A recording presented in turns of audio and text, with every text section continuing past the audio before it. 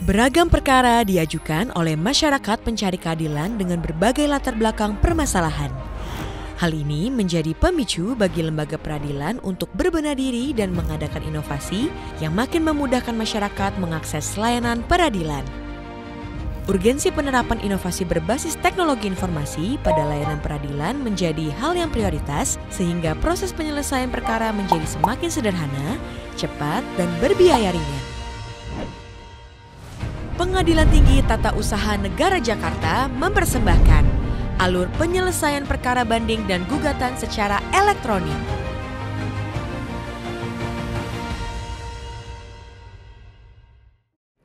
Pengadilan Tinggi Tata Usaha Negara Jakarta merupakan peradilan tingkat banding yang menangani sengketa tata usaha negara antar orang dengan badan hukum perdata dengan badan atau pejabat tata usaha negara, baik di tingkat pusat ataupun di daerah.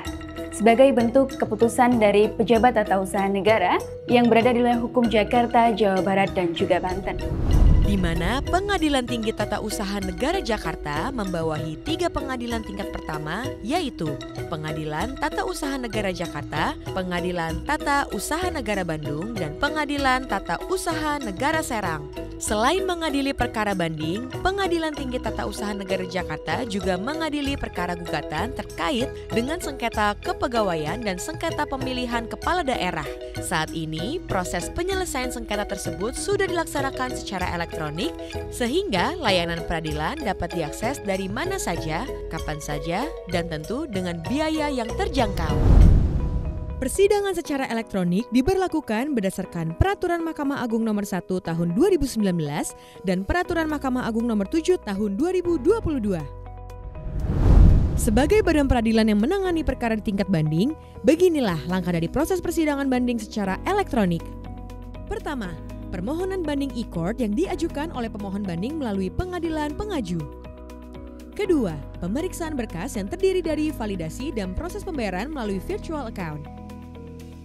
Ketiga, registrasi perkara yang terdiri dari penomoran perkara, penetapan majelis hakim oleh ketua pengadilan, penetapan panitera pengganti, dan penetapan hari sidang oleh majelis hakim.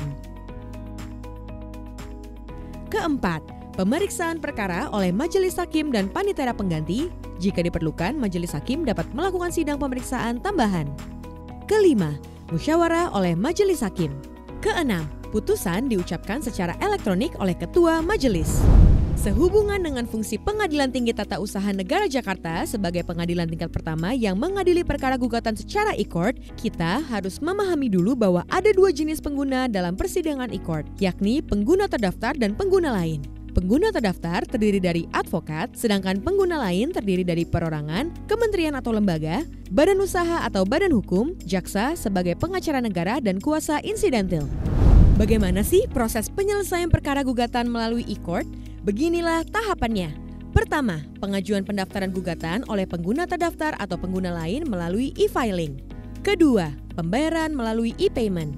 Dilanjutkan dengan proses registrasi perkara seperti penomoran perkara, penetapan majelis hakim oleh ketua pengadilan, penetapan panitera pengganti dan jurusita pengganti oleh panitera, serta penetapan pemeriksaan persiapan dan penetapan hari sidang oleh majelis hakim. Ketiga, panggilan sidang melalui e-summons. Keempat, persidangan yang terdiri dari pemeriksaan persiapan yang dilakukan di ruang pemeriksaan persiapan pada kantor pengadilan dan bersifat tertutup untuk umum, penyampaian gugatan secara elektronik, penyampaian jawaban, replik dan duplik secara elektronik, pembuktian yang bersifat terbuka untuk umum, serta penyampaian kesimpulan secara elektronik. Selanjutnya, pengucapan putusan secara elektronik.